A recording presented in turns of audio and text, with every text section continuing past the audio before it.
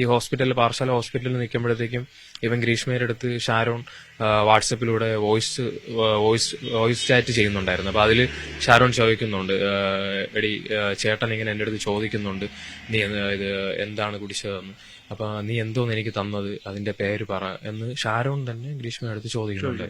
അപ്പൊ ഗ്രീഷ്മ അത് പറയുന്നില്ല, അത് നോർമലാണ്, ഇങ്ങനെയൊക്കെ ഉണ്ടാവുക ആദ്യം, അതിപ്പോ കാര്യമായിട്ട് എടുക്കണ്ട, നിങ്ങൾ ഇവിടെ നിന്ന് മെഡിക്കൽ സ്റ്റോറിൽ നിന്ന് ഞാൻ ഒരു ഗുളിക വാങ്ങിച്ച് കഴിക്കി എന്നാണ് പറഞ്ഞത്. കാഷ്വൽ ആയിട്ട് പറയാം. അപ്പം ഷാരോൺ പറയുന്നുണ്ട്, ചേട്ടൻ ഇങ്ങനെ ചോദിക്കുന്നുണ്ട്, ചേട്ടന്റെ അടുത്ത് എനിക്ക് പറയാൻ പറ്റൂലല്ലോ കഷായം തന്ന കാര്യമൊന്നും, ഞാൻ അവിടെ നിന്നൊരു ഫ്രൂട്ടി കഴിച്ചെന്നാണ് ഞാൻ ചേട്ടന്റെ അടുത്ത്. അപ്പോഴും ഈ കഷായത്തിൽ വിഷം ചേർത്തിരുന്നു എന്ന കാര്യം ഗ്രീഷ്മ ഷാരോന്റെ അടുത്ത് പറഞ്ഞിട്ടില്ല.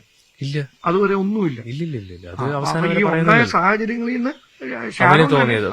അതെ, അതിനുശേഷം പിന്നെ ഹോസ്പിറ്റലൈസ്ഡ് ആയി. പിന്നെ ബാക്കി കാര്യങ്ങൾ ഡീറ്റെയിൽസ് ഒക്കെ എടുത്തു. ഞങ്ങളത് ഡോക്ടറിനെ അറിയിച്ചു. ഡോക്ടർ അത് മെഡിക്കൽ കോളേജിൽ ഇന്റിമേഷൻ കൊടുത്തു. അവിടെ നിന്ന് പോലീസ് വന്നു. പിന്നെ 20-ാം തീയതിയാണ് മജിസ്ട്രേറ്റ് വന്നിട്ട് മൊഴിയെടുക്കുന്നത്. അപ്പോഴും ഷാരോൺ അവിടെ പോയി കഷായം ഗ്രീഷ്മ കൊടുത്തു, ഒരു ഗ്ലാസ് കുടിച്ചു എന്നുള്ള കാര്യങ്ങളെല്ലാം പറഞ്ഞിരുന്നു. മരണമൊഴി ഒരു മരണമൊഴി പോലായിരുന്നു അത്. മരണമൊഴി തന്നെയായിരുന്നു. മരണമൊഴി എടുക്കാനായിട്ടാണ് വന്നിരുന്നത് മജിസ്ട്രേറ്റ്. അപ്പോൾ അത് എടുത്തിരുന്നു. അതിലെല്ലാ കാര്യങ്ങളും പറഞ്ഞു. പക്ഷെ വിഷം തന്നിട്ടുണ്ടോ, ആർക്കെങ്കിലും എതിരെ പരാതി ഉണ്ടോ എന്ന് ചോദിച്ചപ്പോൾ അവ ഇല്ല എന്ന് പറഞ്ഞു. അതായത് അപ്പോഴും ഈ മരണവേദന അനുഭവിക്കുമ്പോഴും പറഞ്ഞു ഗ്രീഷ്മ. അതെ, അത് അപ്പോഴും അവൻ പറഞ്ഞില്ല. കാരണം എനിക്ക് തോന്നുന്നത് ഷാരോൺ ഒരിക്കലും വിചാരിച്ചില്ല അവനിങ്ങനെ ഒരു മരണം സംഭവിക്കുമെന്ന്.